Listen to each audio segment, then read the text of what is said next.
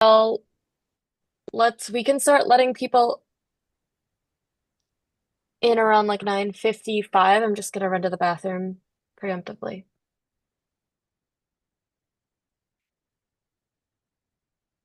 On Zoom, you usually do record to this computer, not record to the cloud, right? Is that what you usually do, Pauline? I've actually never recorded a Zoom meeting. I'm sorry, Sachi, Okay. but I can look into it for you. I'm pretty sure I always forget which it is that I prefer. I think it can go either way, but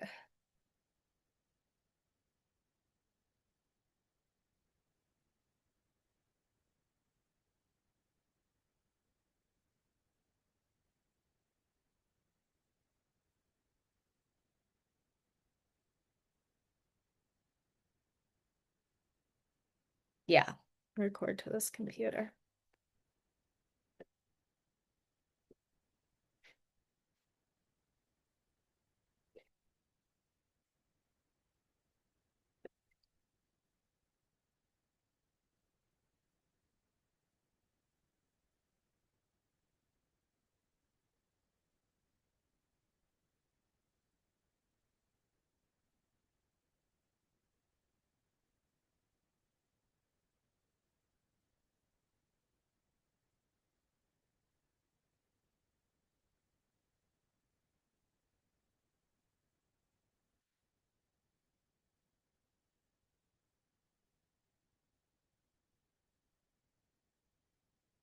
All right. And we do have one tree task force member here, Sarah. So welcome, Andrew.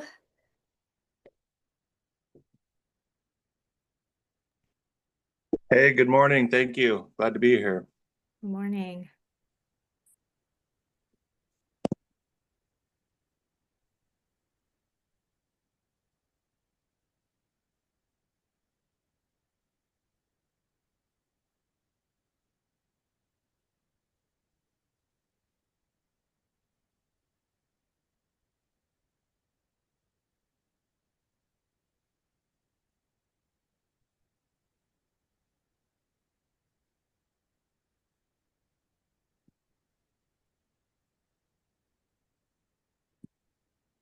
I'm also gonna go use the restroom.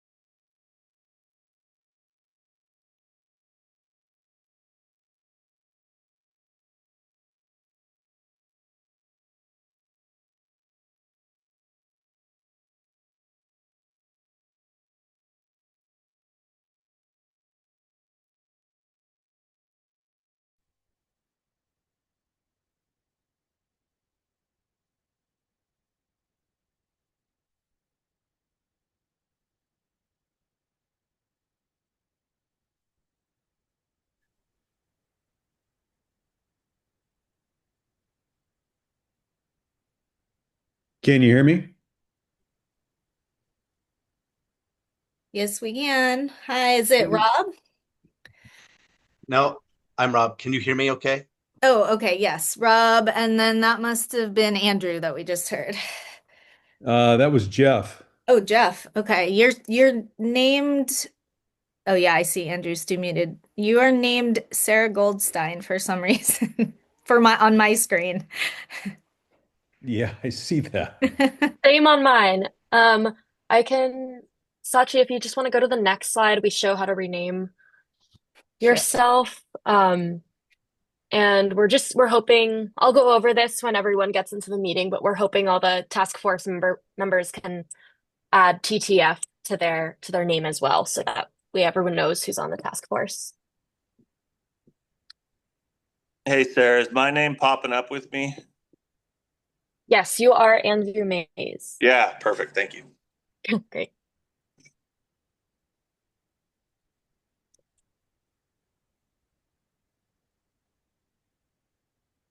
While we have time, looks like I can rename people too. So Rob, I'm just gonna add TTF at the end of your name there.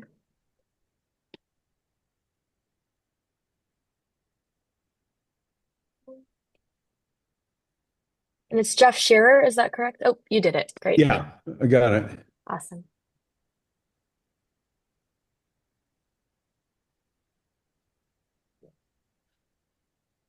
Welcome, folks that are just joining. Thanks for being here. We're just gonna give it a couple more minutes as folks are trickling in, and as Sarah was just mentioning, we will have folks rename themselves with TTF at the end of your name if you are a tree task force member. This is a public meeting, so we may have members of the public joining us. That's why we're asking, just to be able to differentiate our TTF tree task force members, which I think everyone who's in here currently are all members.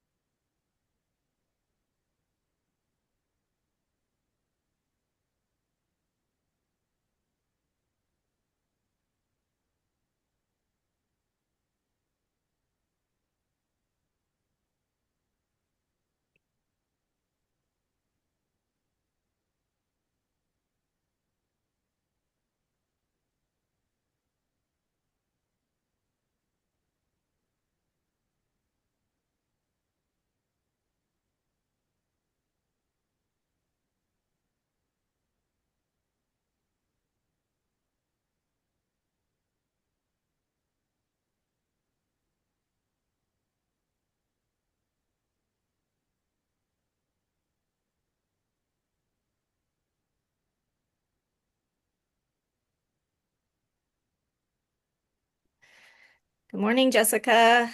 Welcome back from vacation. Oh, I thought I was muted. Oh, thank you. It was wonderful. It was very hard to return, though. I was in a very beautiful place, and it was not nearly as hot as it is here. So it's that sea air keeps the temperature regulated. So it was kind of a shock to come back to Portland to be in 90-degree weather. Yeah. Where were you at, Jessica? I was on Orcas Island up in the San Juan Islands. Oh, you're gonna like this. So I just was over the 4th of July. I was up in Friday Harbor on San Juan Island, and Oh, I I actually was ran there on the into 4th of Nancy. Yeah, July. and yeah, and I actually ran into Nancy Fly there. You're kidding me. Oh, that's so Oh, funny. I'll have to I was stop by. driving by. I was driving by her, and I said, "That's Nancy." So I tried to get my window rolled down, and then the moment had passed so quickly that I didn't have a chance to yell at her. But yeah, and then I contacted her just a few days ago or last week and said, "Hey, was that you?" Yeah, I actually have a place on San Juan Island. Oh, you're so It's right there. lucky. I am. I I, spent my yeah. summers there, so I kind of grew up there. So family has a place. I'm from Whidbey Island. That's where I grew up. Oh, all Um, right. and I went to Camp Orkila when I was a kid, and All that's go up right. there. I go up there 3 times a year, but we go up around in July for my daughter to attend Camp Orkila. So Excellent. yeah, What a wonderful place. In fact, I'm going to be going back up there on Wednesday. nice, Yeah, love lucky. that place. Yeah, I think we are lucky on that one. Right, folks, welcome in. I've just been taking the liberty of adding TTF to those of you who are on the task force because we may have some members of the public here, just so we can differentiate. So if you see that change, that's happening, and we'll wait maybe 2 more minutes to see who else comes in before starting off. I'm in, Jessica. Who was that? Jeff. Oh, hey, Jeff. Sorry. How are you? I'm great. How are you doing? I'm good. Excellent. Yeah, I'm just looking at everyone who's here, and there are some faces I don't recognize and many faces that I do. Yeah.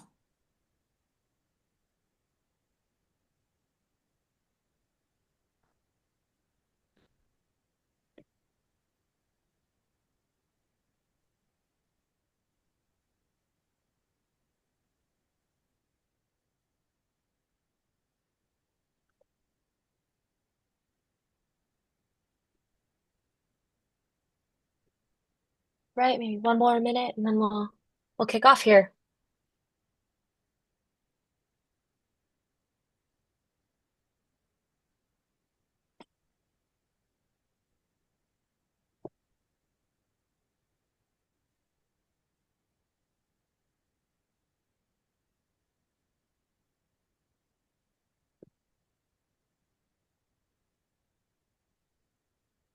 Fuck.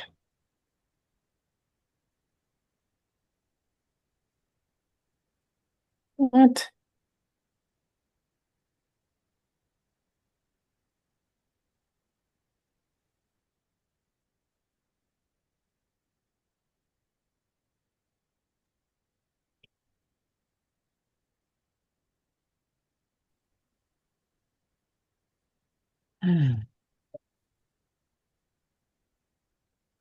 All right, so it looks like we have oh, one more More trickling in trickling there. in there.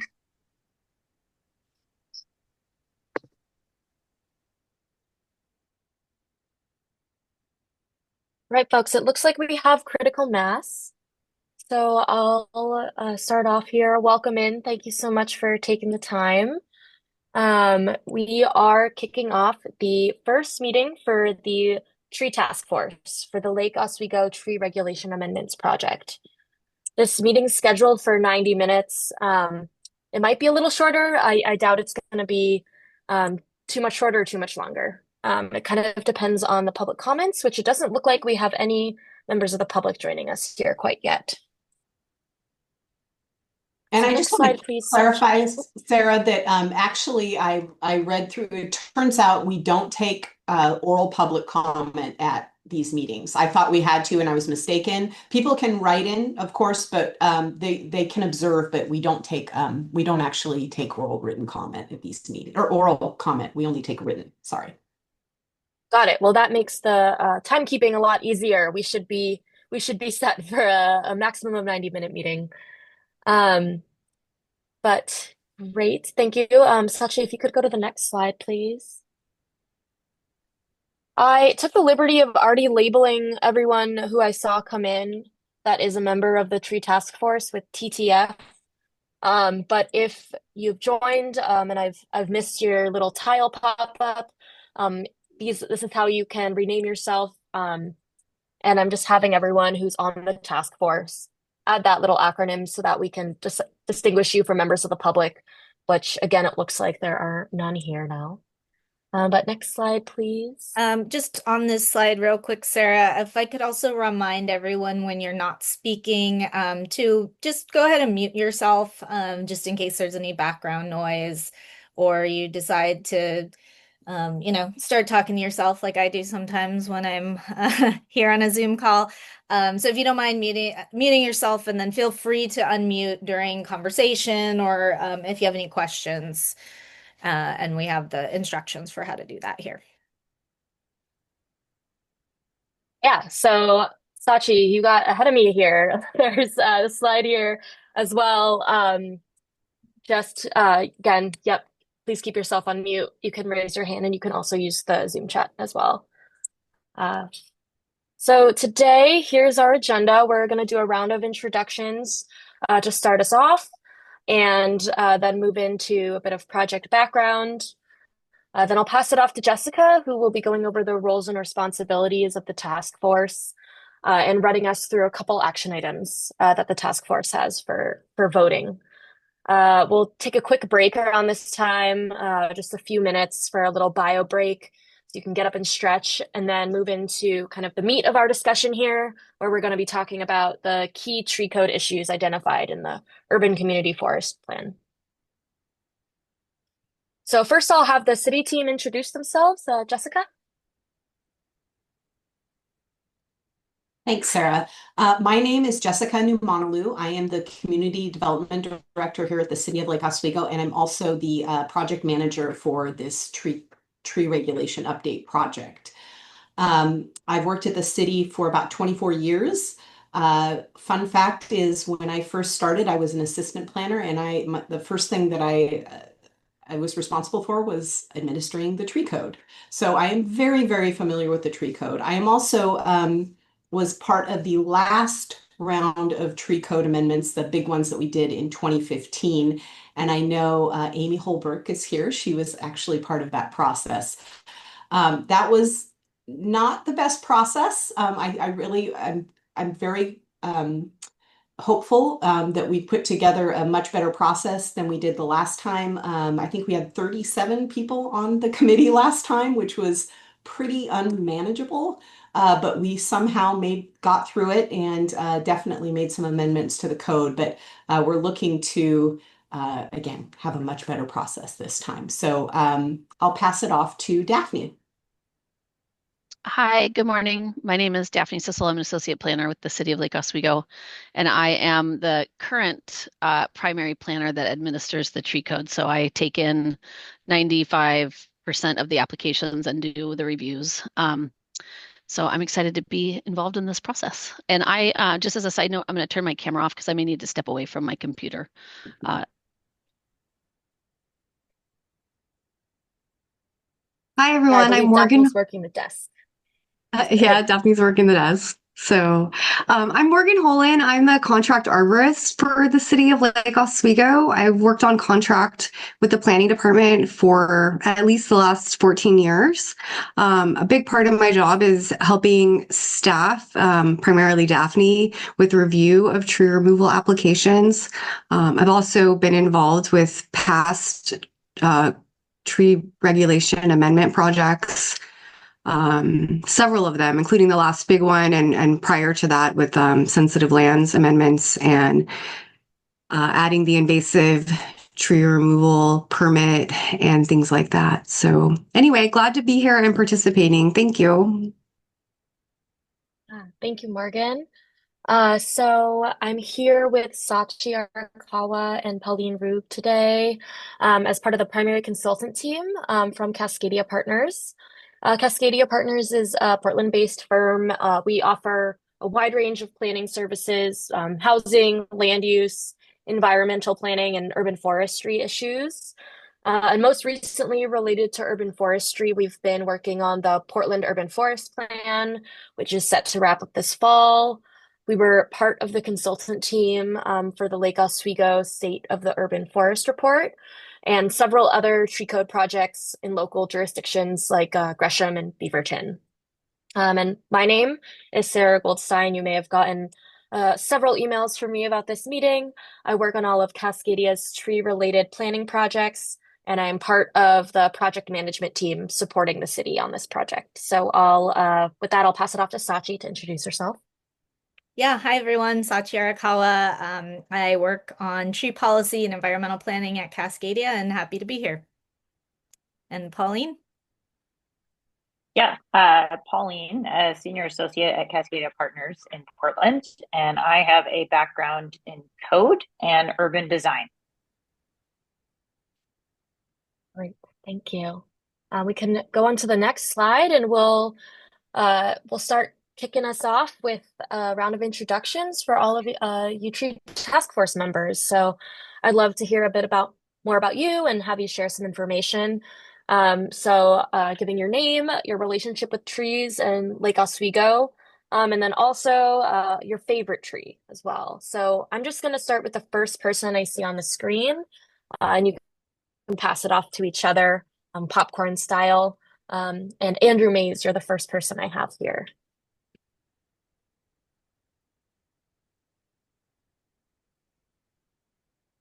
You are, I think, you're on mute, Andrew.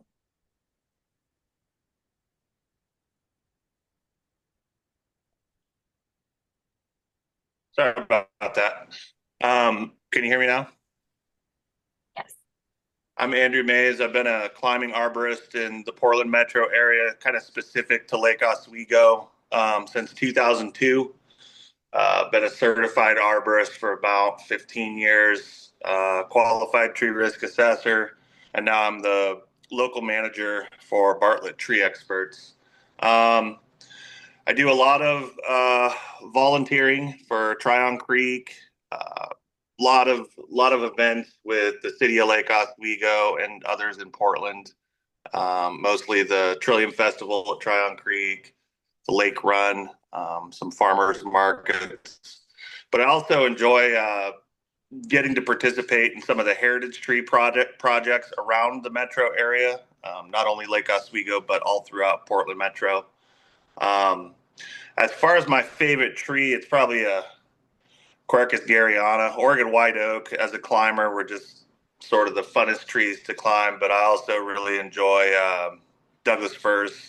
Nice, healthy Douglas fir up on a hill. There's nothing like being in the top of one and looking out over the city. So and thanks for having me be a part of this task force.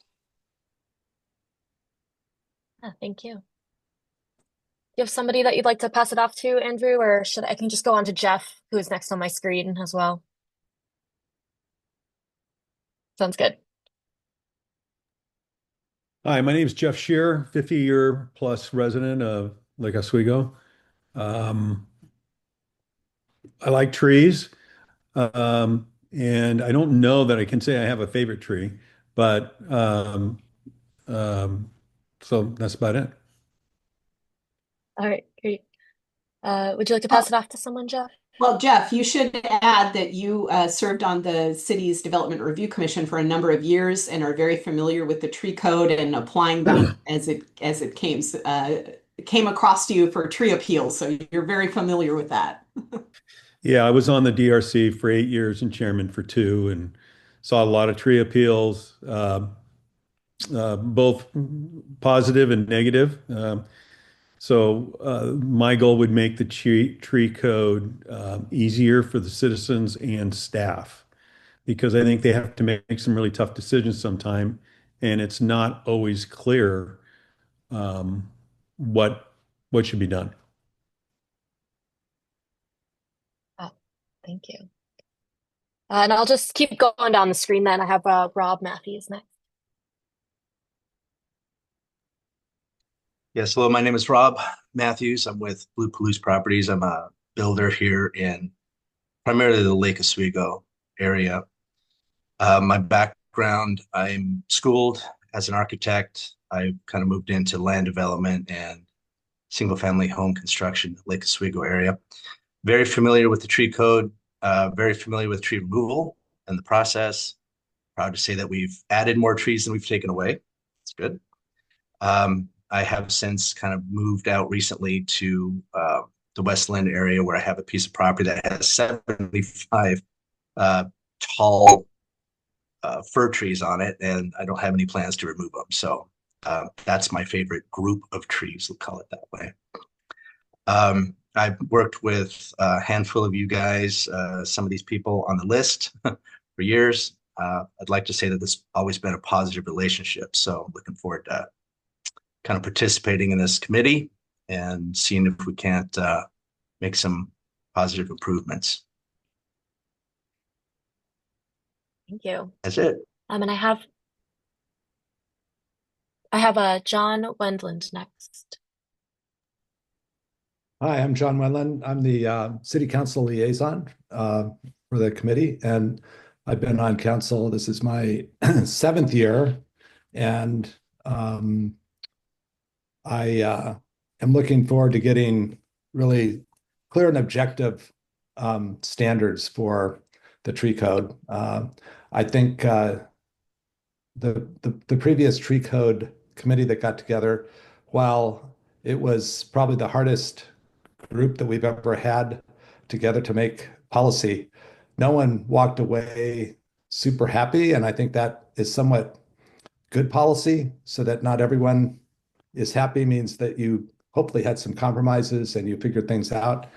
But my main objective is to, as we've been, uh, I suppose, mandated from the state of Oregon on the housing production strategies and then just in my experience on city council, uh, my objective is really to have clear and objective standards for all of us to use and Lake Oswego.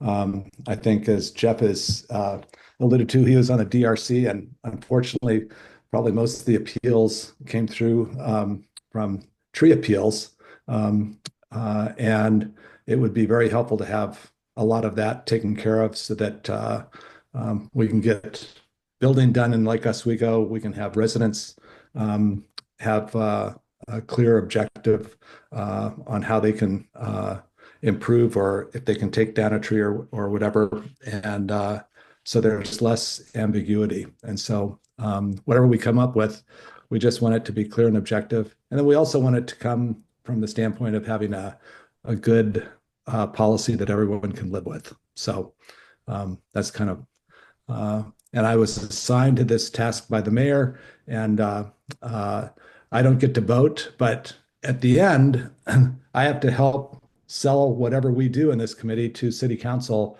who has the ultimate voice on policy. And so, objectively, we want to come up with a great policy that city council will just say, wonderful, let's accept it, rather than have um, do a lot of work and be completely off base with what city council will approve. So that's kind of and I'll help chime in here and there on where council is sitting on the topic. And I think we're going to have some review sessions with council so that we can have a great working relationship.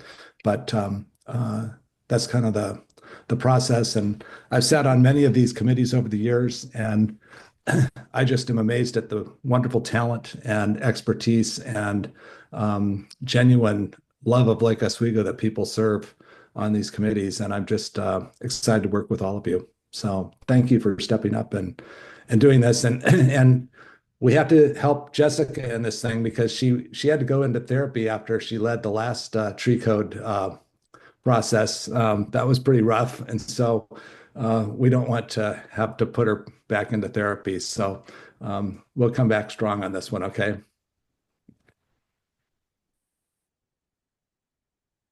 Great, thanks, John. I'm going to pass it off to Matthew.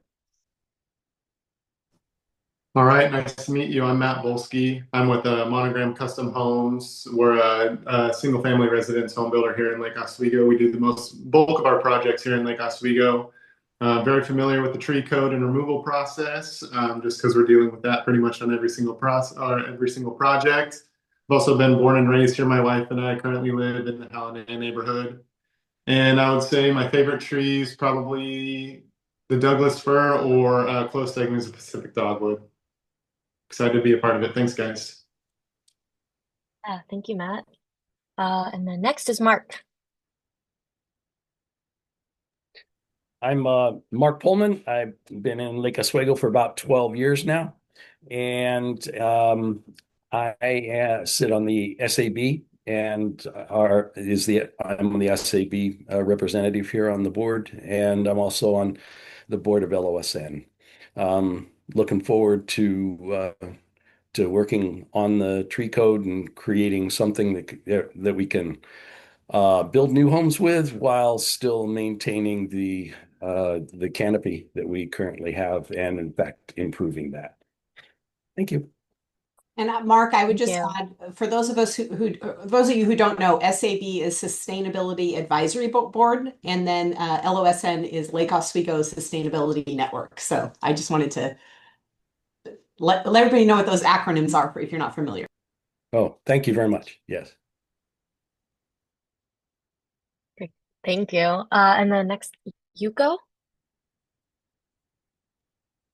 Hi, my name's Yuko Amino. I'm a self-employed architect, Yuko Amino Architecture.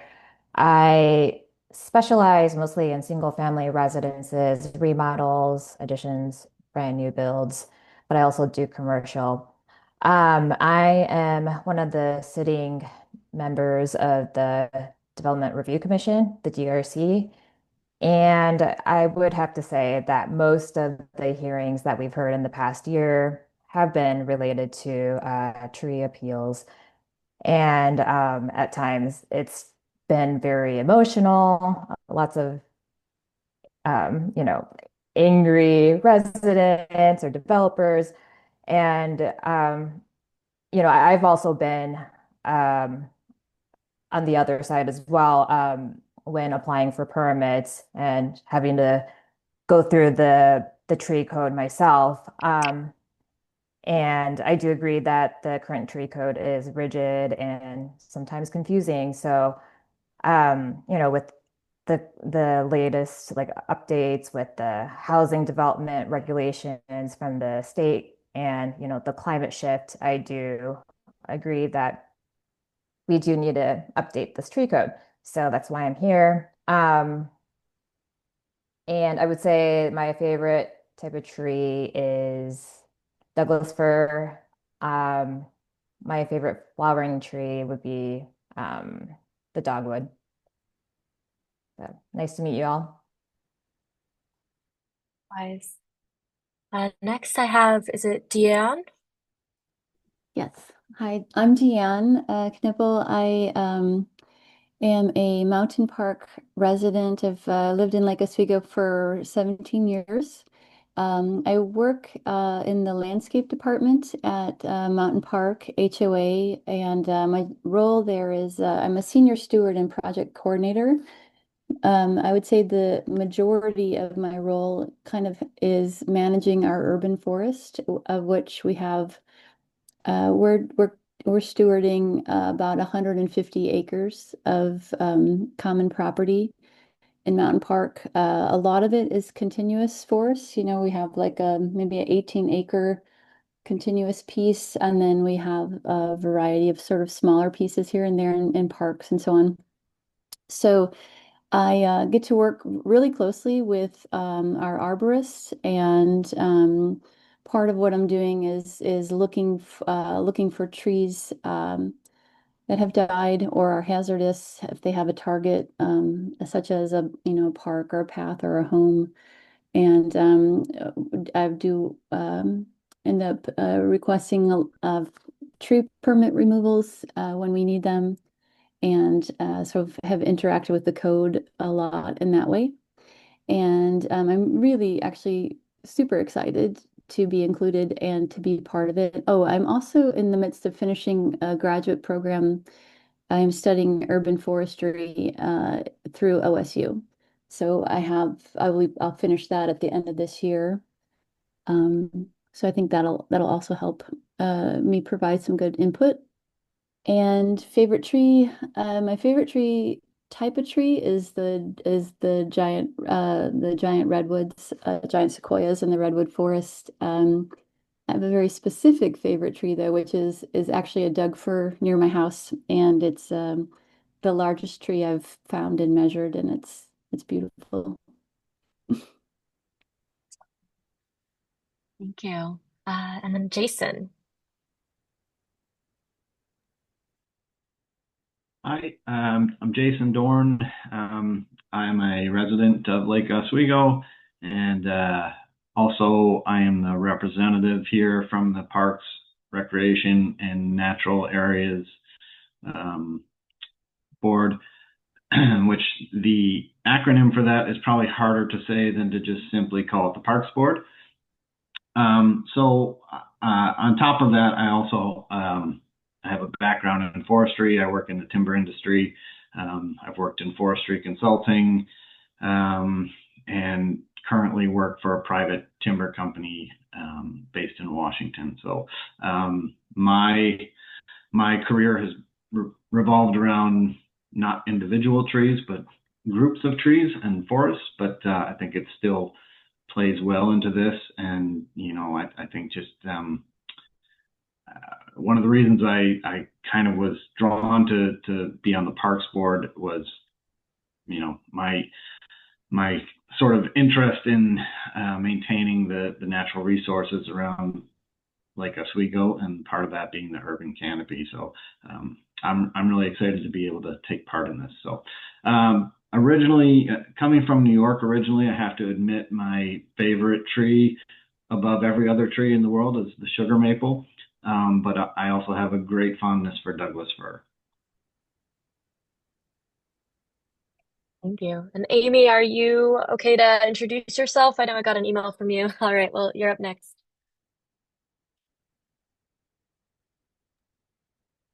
Hi there. My name's Amy Holbrook. I'm a 25-year resident in Lake Oswego and also a business owner. And I was, yes, a survivor of the original committee. And I was anxious, I don't know. I was looking forward to an opportunity to participate in an updating of the tree code, which I think is very timely in terms of development and preservation, the kind of conflict and tension between the two. And a part of why I wanted to be on this committee for lots of reasons, but also is the favorite tree question, because I'm very interested in heritage preservation of heritage trees, and also how to incentivize businesses and homeowners to preserve and be thoughtful about development. Thank you. Brandon? Hi, my name is Brandon Nam. I am a consulting arborist. I have my own company that I started a year and a half ago now, Laurel Tree Consulting. I'm a board certified master arborist and a registered consulting arborist. I've provided quite a few tree protection plans and tree plans for the city of Lake Oswego, private development in the city of Lake Oswego. And I worked with the Parks Department last year to do 500 tree risk assessments in some sensitive land areas. So I've worked quite a bit and got familiar with quite a few parts of the Lake Oswego Code. Let's see, my favorite tree is the Coast Redwood tree. We used to go camping when I was a kid every year in Humboldt Redwood State Park, and I went to Humboldt State University. So that's a tree that is important to me. Thank you. Thank you. Jack Next, and then Thomas. You say Jack? Yes. Hi, everyone. Jack Halsey, he, him pronouns. I'm executive director with Oswego Lake Watershed Council, which is a community-based nonprofit. And I grew up in Lake Oswego and have been working in the community for about 6 years now. So in that work, have led several tree inventory processes, have done forest management plans, and with invasive tree removals, have led projects to remove, hundreds of invasive trees, planted thousands of trees in Lake Oswego, and more recently also participated in the urban and community forestry planning process on the technical advisory committee. And my favorite tree right now would be Pacific willow. Ooh. Nice. All right, thank you. And then Thomas, last but not least. I have to first thank Deanne for liberating me from just watching. You couldn't see me, but I could see everything else that was going on. Thank you, Deanne. Anyway, I'm the NCC, which is the Neighborhood Chairs Representative. I'm the chair of Uplands Neighborhood Association, but I'm also the chair of the Watershed Council, which Jack is the executive director of. And I am the treasurer of Friends of Springbrook Park. and I've lived here for 33 years. I love trees. I got a lot of trees in my yard, probably too many. My goal is to balance development with canopy maintenance and forest overall health, water and soil as well. And my favorite tree that's a native is the Oregon white oak, and the non-native is a Sequoia dendron giganteum, which is the redwood that grows in the Sierras. Right. Amazing. Thank you. So I'm going to go ahead and move on to a brief project background. If you wouldn't mind switching the slides, Sachi. Thank you. So this project, as a lot of you may know, is a continuation of work identified in the Urban Community Forestry Plan with the ultimate objective to amend Lake Oswego's tree code and tree-related provisions. So we sometimes refer to this as tree regulations. That's kind of the umbrella term in the Community Development Code. And these are all recommendations that came from the Urban Community Forestry Plan. The outcome of this project will be to preserve the city's woodland character and promote a sustainable urban forest while supporting responsible development. This project will integrate best practices in urban forestry, enhance the clarity and efficiency of tree regulations, and ensure meaningful community involvement throughout the process. Next slide. And as I am sure most of you, if not all of you, agree, trees are critical to Lake Oswego's identity. And this is why we're updating the code. Lake Oswego is known for your big, beautiful trees and has the highest tree canopy citywide compared to similar cities in the area with 53.4% canopy. And next slide, please. And the vast majority of these trees are not managed by the public sector, and these are private trees off city-owned property. So tree code is our main tool and a very important part of tree management because it helps regulate and manage trees on this 80% private property. So the city with this project is taking a two-pronged approach by updating the tree code regulations and also doing public outreach and education, which are both outlined in the Urban Community Forestry Plan. And then next slide, please. Lake Oswego already has an extensive set of guiding policies to support the stewardship, maintenance, and development of the urban forest. Front and center, like I've already mentioned, is the Urban Community Forestry Plan, which identifies issues that the city is building upon as part of a larger policy package. The tree code is really important too, but it isn't the only one.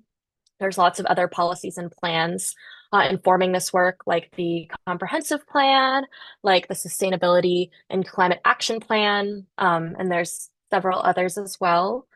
And there's initiatives that the city is doing outside of this project, like actively recruiting an urban forester. But this project that we're talking about today, that the task force is going to be part of, is to create code and regulation amendments that help achieve the goals identified in the Urban Community Forestry Plan. Next slide. And I know that many of you were part of the Urban Community Forestry Plan, but just as a refresher, I will review the 9 key findings that are outlined in this plan. And these are just really important to keep front of mind as we review the list of code issues that we'll look at later. So first, the city needs an updated public tree inventory to make informed urban forest management decisions. Next slide. All right. And then the city's tree management responsibilities must be clarified.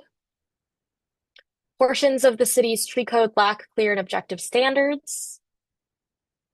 The city has a dense canopy and should prioritize canopy management and maintenance rather than continued and perpetual expansion. And then climate change effects on Lake Oswego's urban forest. Invasive pest and plant management. Most of the citywide tree canopy cover is located on private property and non-city owned and managed public property, like I just mentioned. There are threats to short and long-term health and sustainability for the urban forests that are not well understood by the public.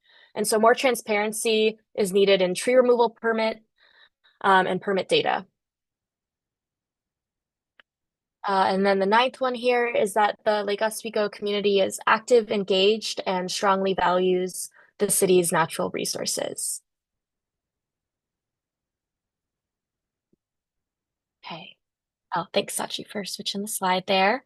And here is an overview of the main tasks that we'll be supporting with this project. So the project's about a year, and we're currently wrapping up the background document review and staff interviews this week, and then moving on to the best practice research of peer jurisdictions. And then we have you all here today as the Tree Task Force. You are a critical advisory board and will be providing feedback and ongoing comments to the draft code amendments and other deliverables throughout the project. There's going to be 6 meetings, and this is the first. As well, there's going to be a large chunk of this project, like I mentioned, that's focused on engagement. We'll be conducting interviews and focus groups with stakeholders and community groups, as well as doing about 1 or 2 citywide public events. These are likely going to be a public house format, public open house format. And then all of these pieces will contribute to several rounds of draft regulation amendments. And then on the next slide here, I have this yellow star on the bottom of the draft amendments. The Tree Task Force will be reviewing that second draft. There will also be 5 more meetings that you can see here that will wrap up around January.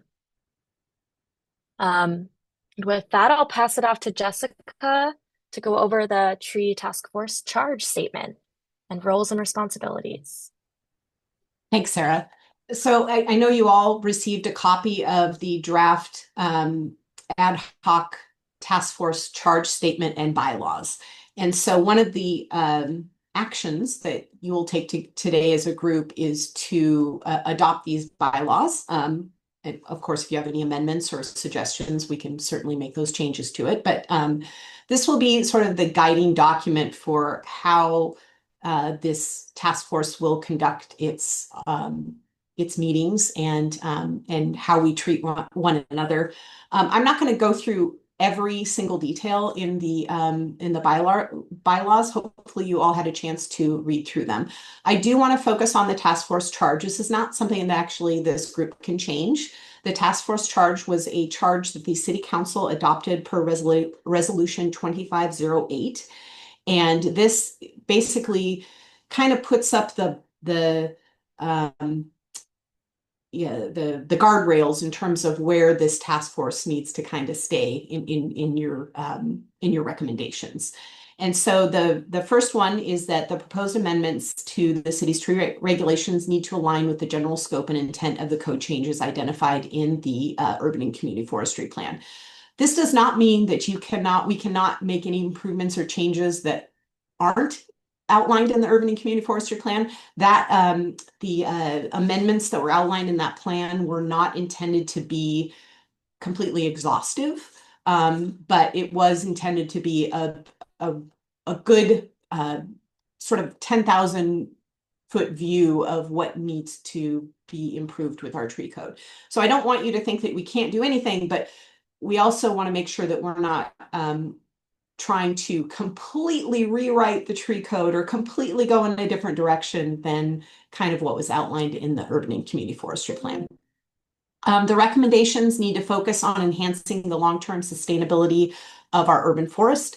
So we want to incorporate best management practices, and we have our consultant Cascadia is doing a lot of background work in order to help identify what those best management practices are for this group to consider. We also want to ensure regulatory efficiency, clarity, and effectiveness. And I think one of the main feedback that we got is our tree code is not well understood. I think the criteria need a lot of work. In any way that we can make our regulations more efficient and clear, and easy to administer and easy for the public to understand is going to be a huge improvement. And then finally, all of the recommended amendments need to comply with state law. And what that means is specifically, we have a requirement in state law that says that any regulations that apply to housing development have to be clear and objective. And clear and objective means it's measurable. So for instance, if you were to say, you can't cut down a tree over 30 inches in diameter, that is clear and objective. Everyone understands what that means.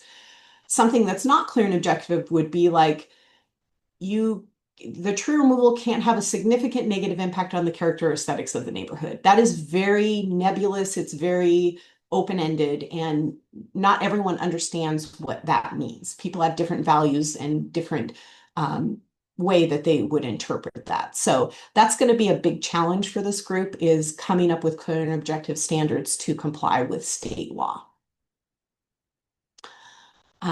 Sarah, did you want me to go through the bylaws as well too? Oh, here you go. You've already got it here. Thank you. So in terms of what we expect you all to do, again, I'm not going to read through all of these, but I think you heard from everyone that we have a wide range of stakeholders here. We have people who work on trees in the city here, our arborists. We have folks who are in the development community that build our housing and other types of development here in the city. We have people who are work for our watershed council and are doing the hard work of conservation and helping make sure that our urban forest is healthy. We have community members who are passionate about trees. We have people who are specialized in sustainability. Obviously, we've got a very, very wide range of folks here, and it's very important that we all respect everyone's point of view. We understand that there is going to be a tension between development and between tree preservation. And what I'm hoping that this group can do is try to find a balance that can maintain our urban forests while still allowing reasonable development here in the city. So we want to make sure that you guys are, when you come to meetings, come prepared, please. Review the materials ahead of time. Try to kind of have your thoughts put together to contribute to the group. And we're going to try to reach consensus among the task force members. We'll get into this later, but we are going to look for having a 2/3 majority when this group makes recommendations. So recognizing that everybody's probably not going to get what they want, but we need to try to come to a recommendation that we all can live with, and so that this group can provide a recommendation to our city council members. We might have you attend, or we might invite you to attend public events, like when we have open houses or stakeholder meetings, that type of thing.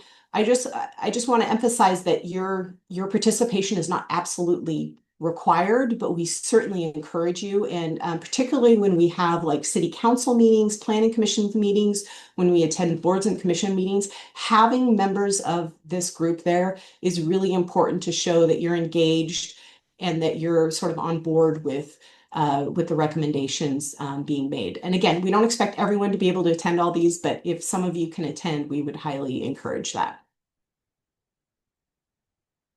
Next slide. Yeah, so there's, as Sarah mentioned before, we expect to meet up to 6 times.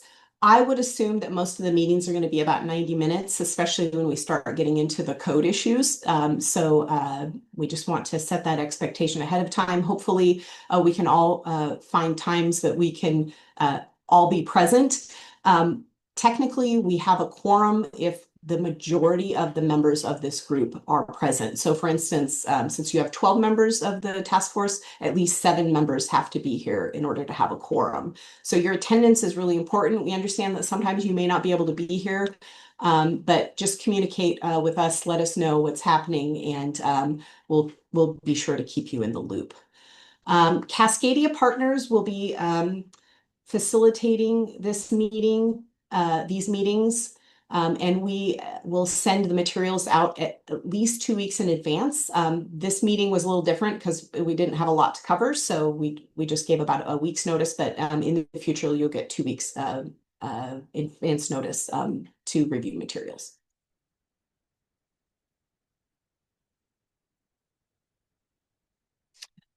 And I just want to point out before we go on before I discuss the chair and vice chair election, that all of these meetings are public record.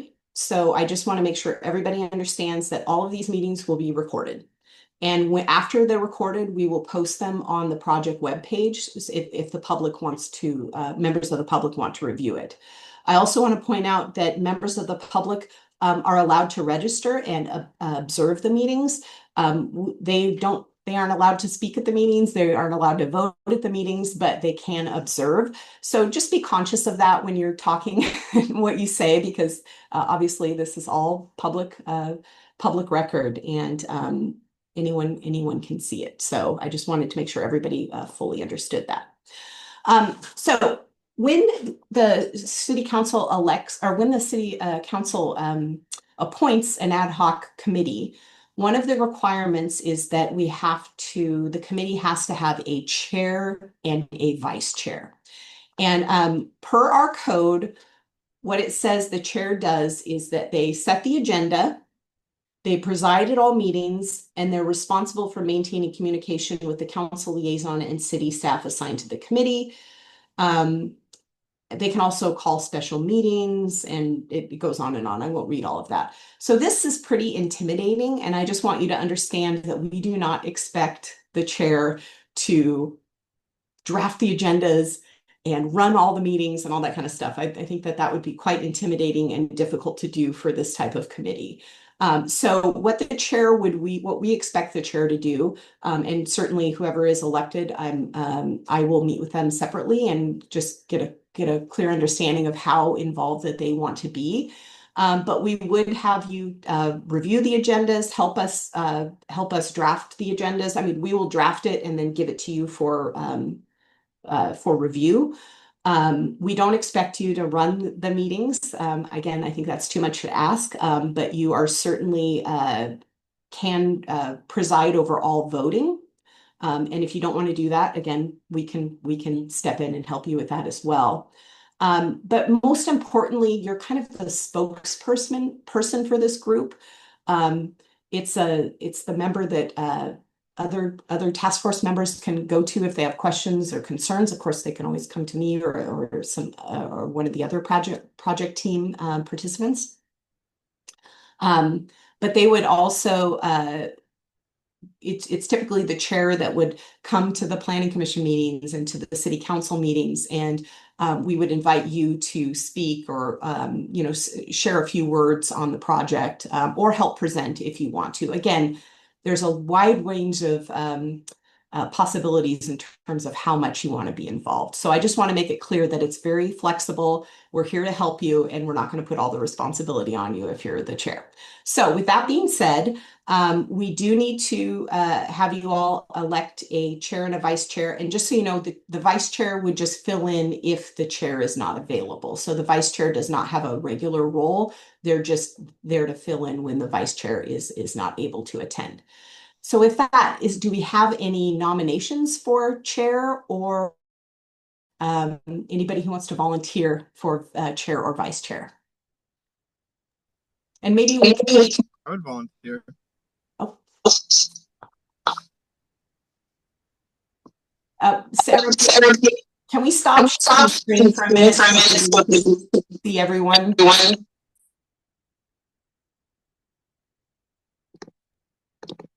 Okay, if anybody want to read.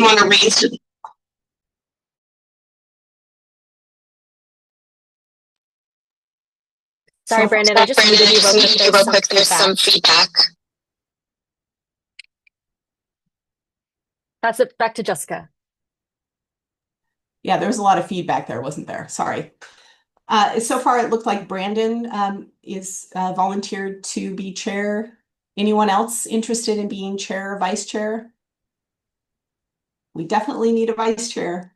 I'm willing to be vice chair. Okay. Anyone else? Okay. To solidify that vote, we'll have everyone raise their hand just to confirm so we can count and record.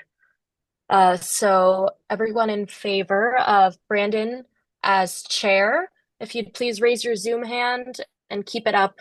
And then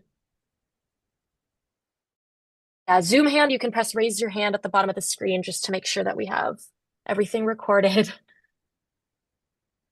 Just keep it up until we let you know.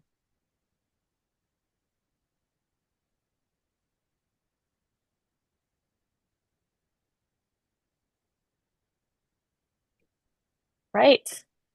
So it looks like we got 12 out of 12. Brandon, you are officially the chair.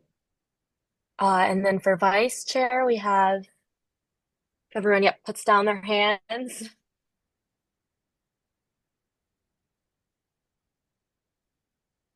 Right, and then all in favor of Deanne as vice chair, just raise your hand and keep it up.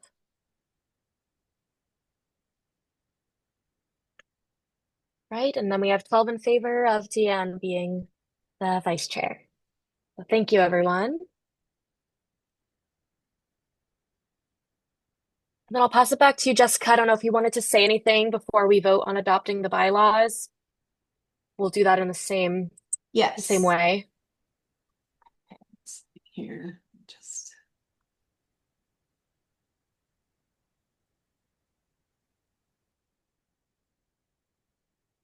So the other parts of the bylaws that we didn't specifically talk about was the decision-making process. As I mentioned before, the idea is that the task force will come to a consensus, and that will require a vote by 2/3 of the members present and eligible to vote will be required to approve or advance a policy or recommendation. So if we only have 10 people who are there or who are present at that time, we would only need 2/3 to pass a vote. So if all 12 members aren't there, it's only the folks that are actually at the meeting. So again, another important plug to attend meetings if you can. If no consensus is reached on an issue or recommendation, this group can come up with minority positions, and any alternatives considered will be documented. And those who have the minority opinions are responsible for proposing alternative solutions or approaches to resolve differences. I would say one of the important things I want to emphasize is that task force members will honor decisions that are made. And that means that when you're talking to members of the public, please accurately represent the task force decisions to the public and avoid reopening issues once they're resolved. Just be advised that you're a member of this community, and we want you to talk about this to members of the public, but just be aware that you are part of this task force, and we want you to make sure that you're being fair and accurate in your representations when you talk to members of the public about the decisions and the discussions of this task force. Great, thank you. Yeah, I think that covers most of it. There are also ground rules, but I think these are, we should respect one another. I don't think I need to go over these things, but that's generally what it's about, is being respectful, refrain from personal attacks. And if you have any requests for information outside of the meeting, you need to direct that to city staff. Yeah, and I think that probably highlights the ground rules. But again, hopefully you've all had a chance to review that. And unless anybody has any questions or comments or proposed changes, we could go for a vote. So we'll open up to the floor if there's any discussion on this item. I just have a question for clarification. in terms of like our overall objective is to make recommendations. Will we be doing that and then, they'll require a 2/3 vote? Is that kind of the 2/3 vote for the final product we get through January and we're ready to make all the recommendations at once? Or is there going to be kind of a process where meeting by meeting, we might have a decision that requires a 2/3 vote? Yeah, that's a great question. I mean, of course, any official recommendation to the planning commission or the city council will require a 2/3 vote. If there are major decisions that need to be made to give direction to staff, I think those can typically be handled for like, what is the consensus here? What, just getting kind of a temperature check from everyone.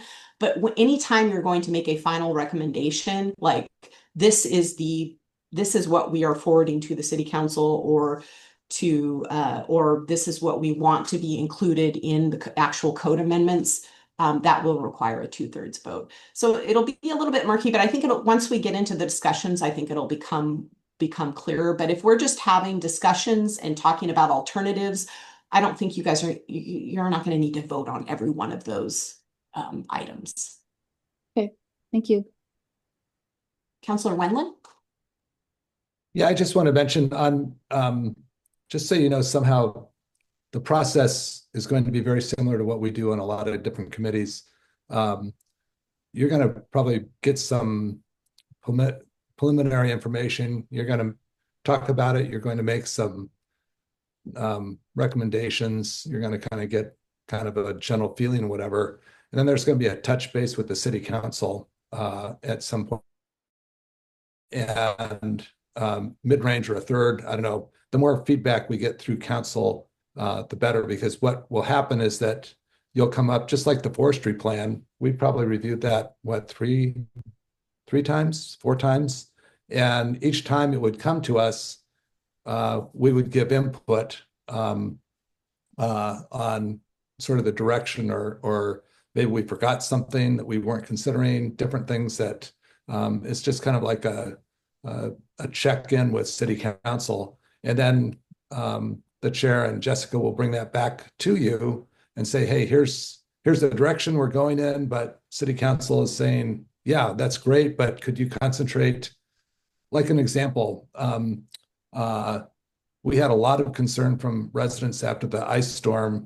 When was it? 2 years ago, a year and a half ago, and about trees that are going to fall on my house. And people want answers about that, and we may say, hey, we need the this committee to kind of grapple with that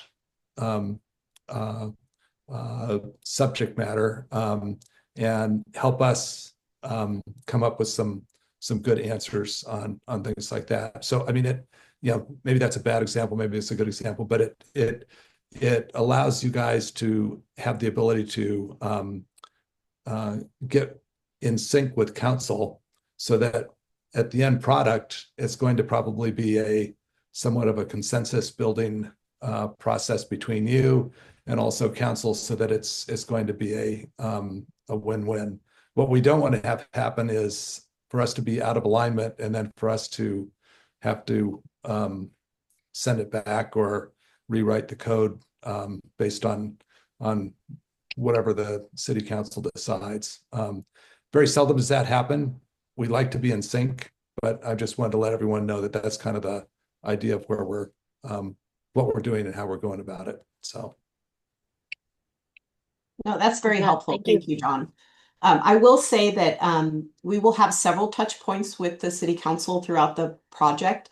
One of the things that this group will help us do is formulate some code concepts. So these are things that are like options that we can consider. Then we'll go to the planning commission and the city council and get feedback from them, and then bring it back to this group and further refine that and hone in on options. So there will be a whole process that we'll go through. And I know it's kind of hard to imagine now if you haven't gone through this group, but in terms of voting, just to get back to the original question, for the 2/3, it's really when we're coming up with like actual recommendations, that's mainly when you'll have to have those more formalized votes. Any Thank other you for all discussion, of that. questions, or concerns? Sorry, Sarah, on the bylaws.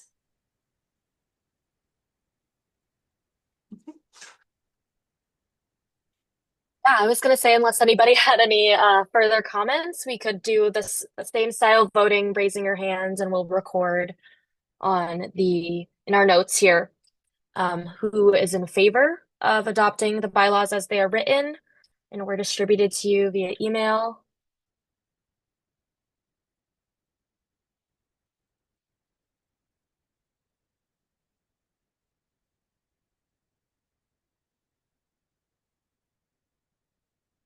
All right. Thank you. And all in favor, feel free to put down your hands now. And Sachi, if you wouldn't mind sharing the next slide in the deck, we're going to jump back in to the key code issues and discussion portion of this meeting. We didn't really have a chance for a break, but feel free to take 30 seconds if you'd like to turn off your camera, stretch your body a bit, move around, take your sip of water. And I'll do about a 10-second pause and jump in, and you could start listening while you're stretching.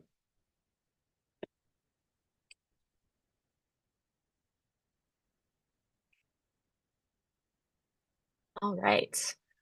So just to reground us in the task at hand, this project identified several issues in the code and tree regulations, which is the starting point for the work. Chapter 50, which is the Community Development Code, sets broader guidelines for community development and land use, while Chapter 55 provides specific regulations related to tree protection.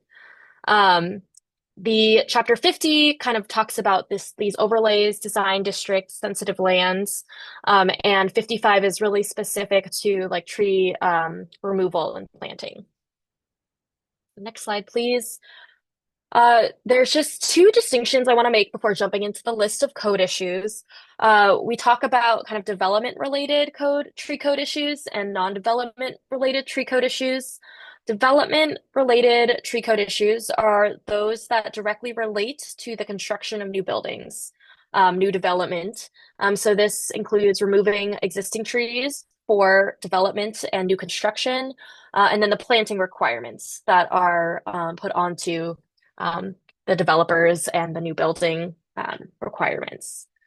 Non-development related tree code issues are those that don't relate to any new construction. These are things like safety, landscaping, and infrastructure conflicts. Next slide, please. As a starting point for this project, the consultant group closely read the Urban Community Forestry Plan and pulled out this list of key code issues for us to talk about today. And so these specifically relate, although there's a lot of content in the plan, these specifically relate to how trees can be removed or planted. These are issues that likely a lot of you helped shape and highlighted as areas that are not working in the code. So to start this discussion, I'm just going to read through the issues here and do a quick poll to see kind of what people's priorities are out of this list. Yes, Jeff. I have a question, and and it hit me when I was reading through the forestry plan. And maybe John, you can answer this.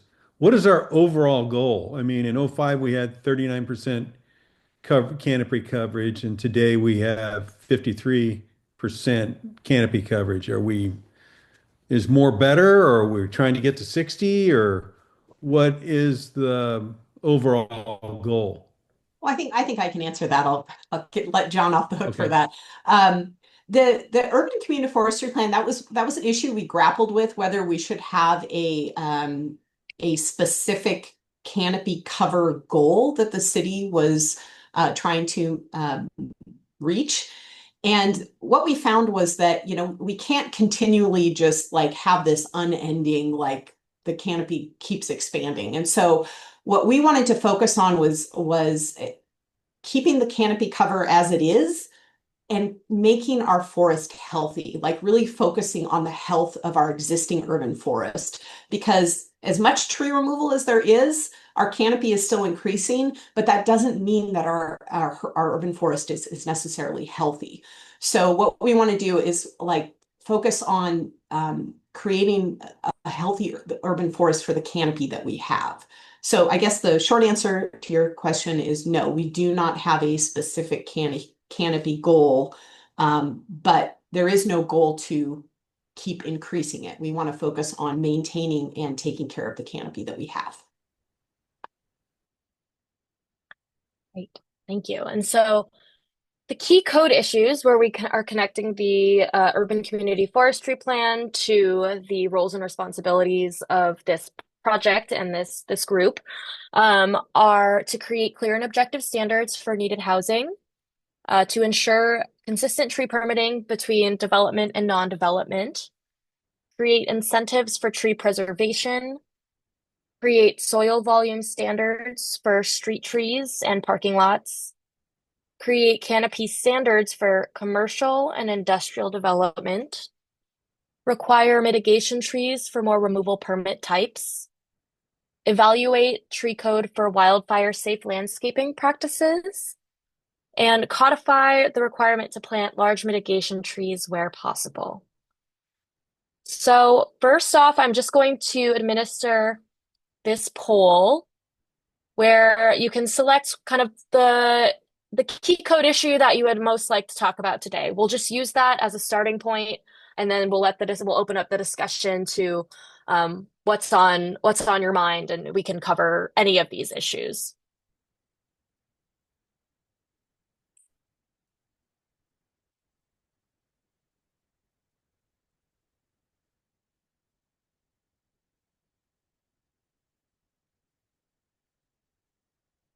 Are people seeing the poll? It says that panelists aren't allowed to vote at the bottom. Okay, well, that seems to be a technological barrier here. So we'll just move on to the discussion question, and keep in mind what you were about to respond, and we can jump into that. Yes, Mark. When discussing mitigation trees, are we going to discuss, it doesn't have a specific thing on looking at the tree list itself? Is that going to be something that we'll be reviewing? As part of the tree task force? Yes. That is a recommendation of the urban community forestry plan is to look at our tree mitigation lists and update them for a number of reasons, mainly due to the fact that with the changing climate, we should update it to include both native and climate adaptive species as an example.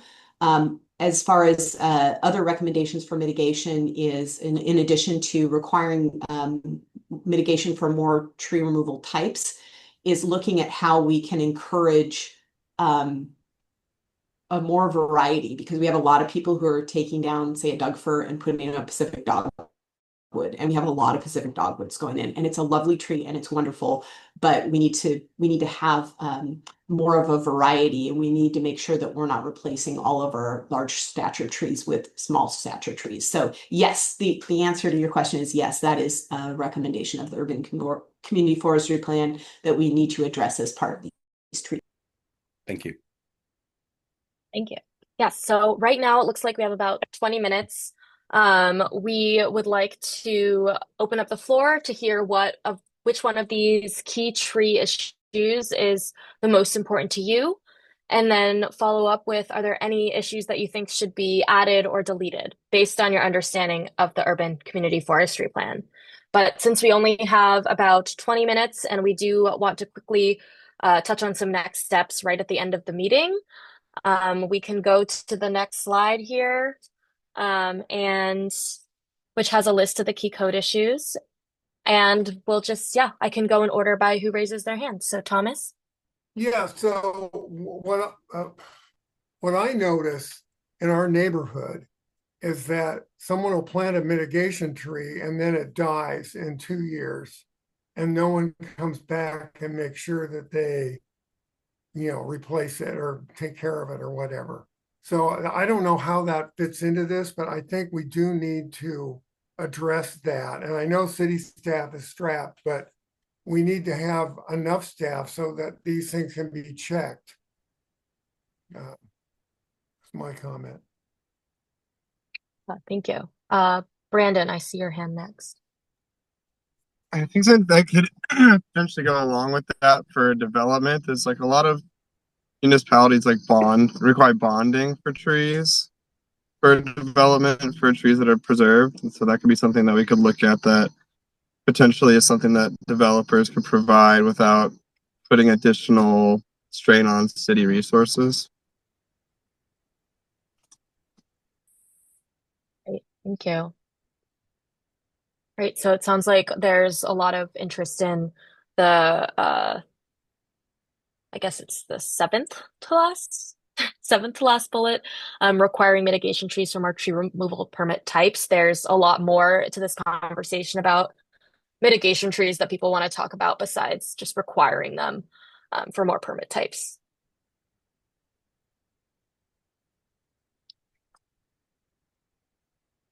Does anybody have anything? Oh, Deanne?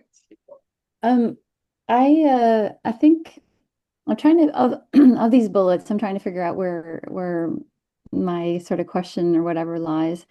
And I've decided it's on the wildfire safe landscaping practices, because one of the things that I'm especially focused on is I think was what a little bit what Jessica was getting at is kind of like the maintenance of our existing canopy. And, so I think wildfire safe practices fall under that, so what are we doing to reduce ladder fuels, reduce the ivy that climbs up the trees? When trees are removed, we want to leave woody debris in place for the health of the urban forest, but we also want to make sure that everything we're doing is reducing wildfire risk rather than increasing. So I think my interest around sort of the management and care of the existing canopy would fit best under that bullet point. Great, thank you. And then I'll just move down the list of hands up. Mark? I think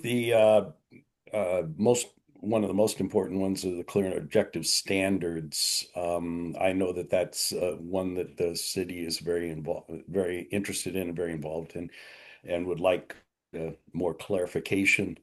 And I know I would too. As far as uh, there's a lot of discussion there to be done, and I think that that's an extremely important one that we need to address. Um, housing size versus removal of trees, that kind of thing. So, yep. Great, thank you. Yuko? I have to agree with Mark. I also believe that the first one, to create clear and objective standards for needed housing, is really important to discuss with the increase in middle housing, especially within the first edition area. Uh, one example that I'd like to give that's in the code currently is um, there's a part where it says that the proposed tree removal, if it doesn't alter the distinctive feature or continuity of the neighborhood skyline as viewed from the public streets within 300 feet of the site, then um, that would be okay. And to me, that's not really objective. It's not very clear to me. I feel like, one person could say, "Oh, it's it's not going to alter the the skyline," but then somebody else could say that it does. So that's not very clear to me, and the code sections like that, I feel should be more precise so that everyone else can understand what we're going for. Yeah, thank you for that example, Yuko. That's great to hear. A good example. Andrew, hands up next. Hey, thank you. A couple of good points with Mark and Yuko, and then Deanne. I'm thinking there should be more incentive for tree preservation, and that kind of goes hand in hand with working on the allowable soil volume in the urban setting. First Edition's got some great trees where sidewalks were bumped around, bioswales were put in.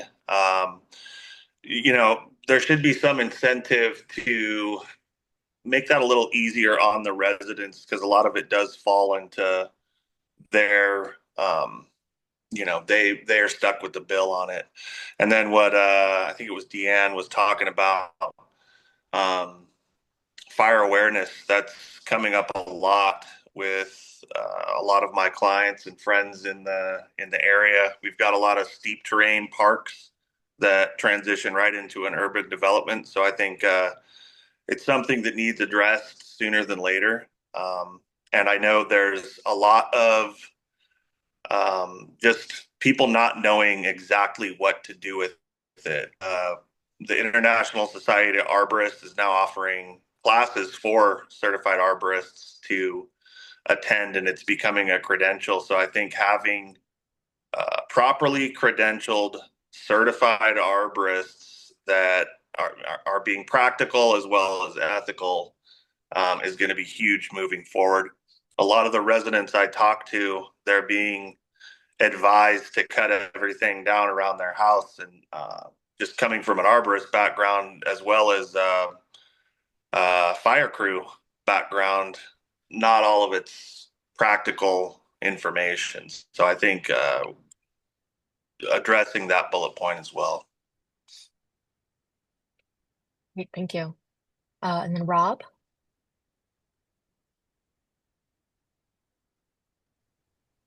All right, can you hear me?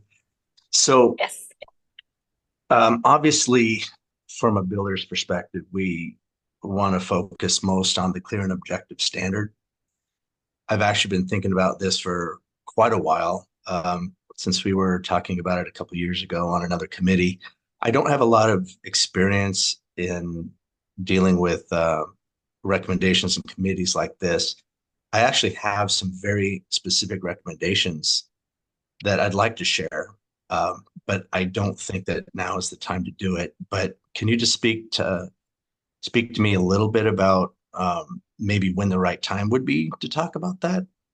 I know that we only have, just about 5 or 6 minutes left. So, I don't want to open up a discussion that's going to, spin everybody up. But for those of us who don't have a lot of experience on committees, maybe you could just talk about when some of these things should be discussed. Is that reasonable? Yeah, I can that. And Jessica, feel free to jump in too if I'm not getting anything right. But so there's a few options for kind of more extended feedback. I would just welcome anyone to speak now, on these topics. We are short on time today, and that's because we were really prioritizing just like setting expectations for this group, introducing you to the project. So normally we'll have a lot more time for discussion. We will most likely in our next meeting have more opportunity to talk about this same topic. So dig in a little bit more. And we also always welcome you to offer feedback and comments via email after the meetings. A lot of times in the discussion, you may be still processing, or you may feel like you have too much to say for the amount of time we have. So feel free to, within a week or so of the meeting, reach out to our project team, Jessica, Sarah, and give us any feedback or additional recommendations that you have. Yeah, great. Thank you, Sachi. Well said. And then for this question, Thomas, if you want to have the last comment on this question, we're then going to move Next I question, which don't is want to take up too pretty much similar, time. but I think the create the incentives is good for number 3 there.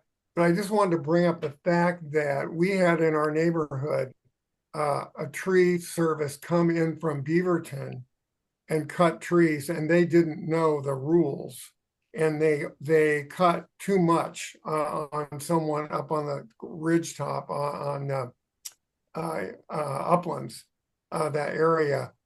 And I think there should be a way that the city requires any arborist who works in the city of Lake Oswego to know what the rules are before they can work here, before they can get a permit to work here. I think that's really important. So just bring that up. great, thank you. And then the next slide, and then slash next question, is really just asking if there's anything that should be added to this list or removed from this list based on your understanding of the urban community forestry plan, and your own experiences. I know we've covered on a couple things. Yes, Brandon. I think just in general, like enforcement of the code might be something worth looking at that I don't really see that's on the list. So it's like we make all these rules, but how is the city like administering and enforcing them? Oh. Got it. Thank you. Jack? Yeah, I have kind of a general category, which is maybe incentivizing or making it easier to do projects to increase forest health. Examples would be with knowing that emerald ash borer is coming, there's proactive work we can do on pruning or removing ash trees and doing replanting projects. Another example would be with invasive tree removals. We have examples like English hawthorn, which is a state listed noxious weed, but you have to go through this lengthy permitting process to get permission to remove those weedy trees. And so that might fall under wildfire safe, but I think ecologically motivated projects can be really hard to implement sometimes.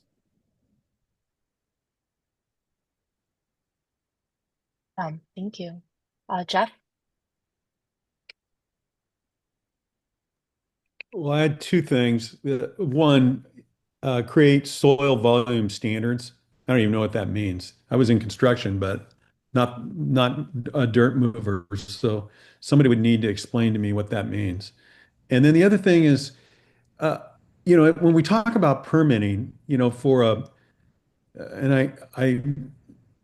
my understanding was if you had a invasive species tree or a dead tree or something like this, to get a permit to get it removed was fairly easy, I thought, Jessica.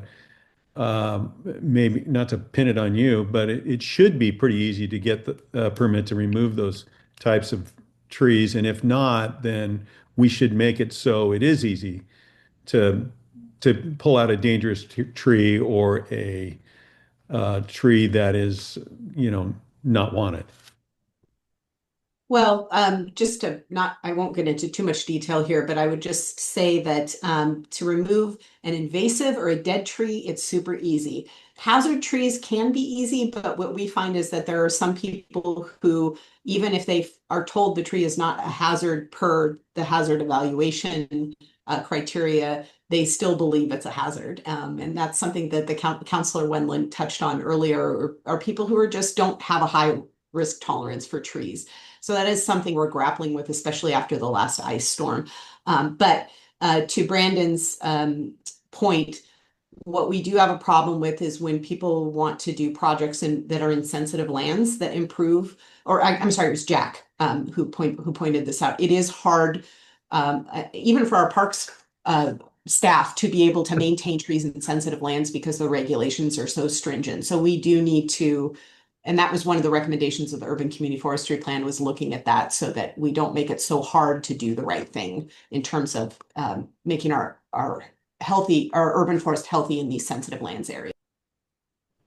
And for those who may not know what soil volume standards are, thank you for calling us out on using plain language and kind of interpreting some of these things. So soil volume standards are just, kind of requirements around how much soil volume or planting space, essentially, we're asking people to give per tree, just to make sure that the trees are successful, they have enough space for roots and, to receive nutrients through the soil. And that they're not conflicting with infrastructure like sidewalks and things like that.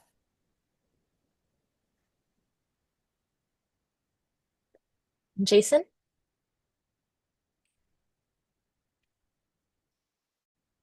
Oh, I think you're muted. Thanks.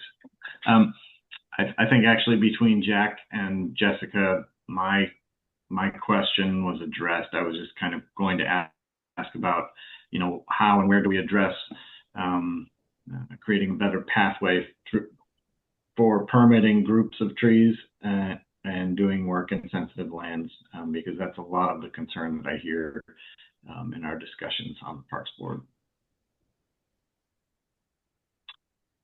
Thank you. So we are nearing time. So thank you so much for all of your contributions to these two questions. It gave us definitely an idea of what your priorities as a group are, and which of these issues are top of mind as we move forward, and some of kind of the nuances around these key issues. So we'll be able to dig into this a little more at the next meeting as well. And we will be scheduling that again on Zoom through a doodle poll.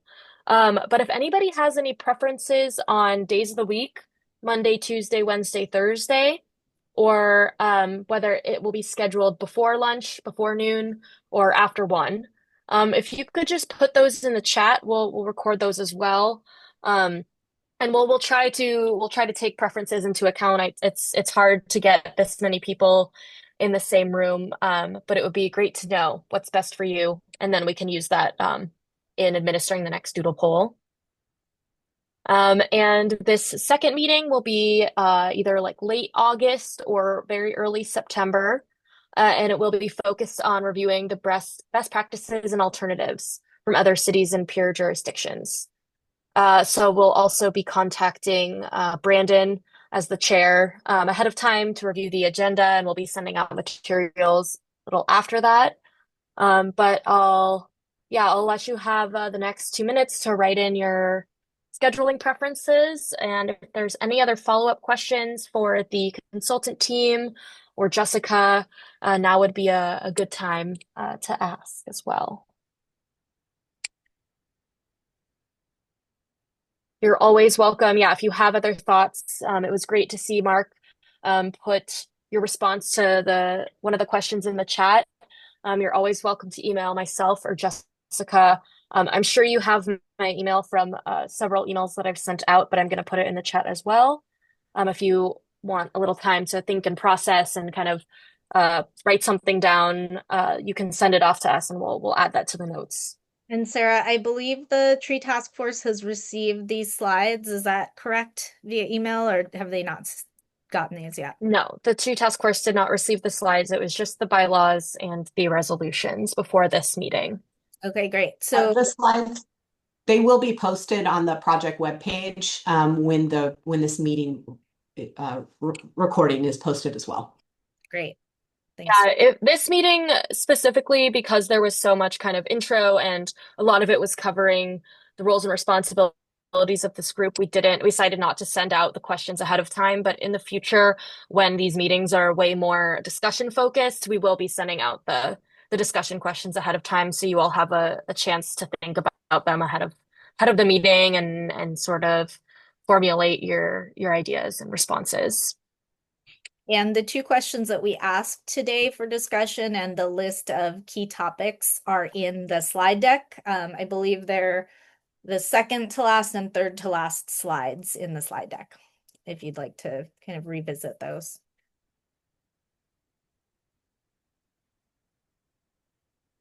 Great, thank you. So we are at time. So if you needed to jump to another meeting, feel free to do so. Thank you so much for your contributions today. and being part of this task force. I'll stick around a little longer as people are writing things in the chat. But yeah, I just wanted to say we truly appreciate your time here. Thank you so much.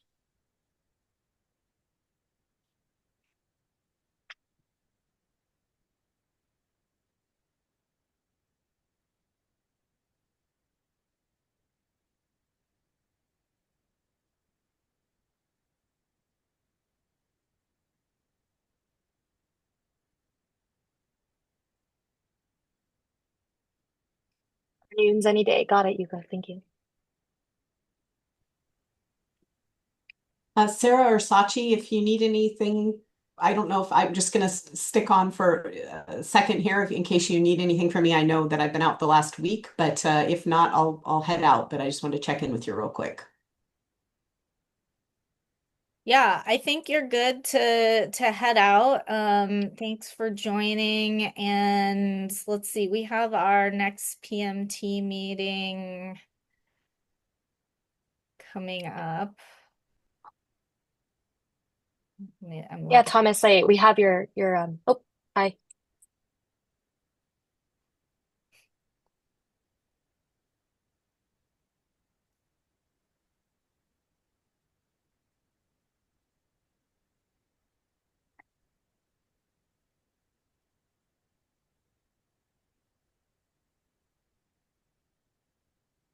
Yeah, our next PMT meeting is on Monday, August 4th. And I will be out of town for the next 2 weeks, so Sachi will be the main point of contact for you for the next 2 weeks. And so yeah, just so you know, so you're not getting a million out of office reminders from me over email. We're going to be meeting as a team internally later this week, and Jessica, it might be good to have a quick check-in on progress and just kind of next steps maybe before the 4th if you want to do that with our smaller team. Sarah will be out, but Pauline and I are happy to meet. Now, I saw a document that just came out, and again, I have like 250 emails I have to look through, so I just scanned it. But it seemed there was a document that was it the key issues document that was finalized. Do I have that wrong? I mean, I know we haven't had all the staff interviews yet, so I don't know that that's the document. What is the document that just got sent out? Was that sent Am from I? like It was days? the key issues and then like the background. Cascadia kind of finalized that portion of it, but we still have to incorporate the draft or the staff interviews into that before it's actually a final document. But Todd had accepted all the changes and addressed all the comments, and Cascadia put it on their letterhead. Okay. So it's not done yet. It's not, I just wasn't sure. I was like, am I supposed to review this now? But I thought, we haven't done the staff interviews or finished all of them. So no, but I did look through it and made sure that all the comments you had were addressed. So great. I don't think you need to check it. Excellent. Okay. I can check that one off my list. I just didn't That's know if to put that to the top of my 250 emails. So I know it's a lot to sift through. Yeah, we've done 2 staff interviews. We have one more with you all planning on Wednesday. And then Pauline has it on her to-do list to kind of do some summarizing and incorporating into that memo. We'll probably send that around for our internal consultant team to review and then on to you. But like Morgan said, the key issues piece has already kind of been reviewed. So that'll be one less thing to have to do when that comes around again. great. All right. All right. Well, we'll be in touch via email. And if, like I said, if you'd like to check in sooner, or if something comes up where it makes sense for us to, even just have like a 30-minute check-in before our next one, we're happy to do that. Okay. Right. Thanks so much. Appreciate it. Thank you, everyone. Thank you. Have a good week.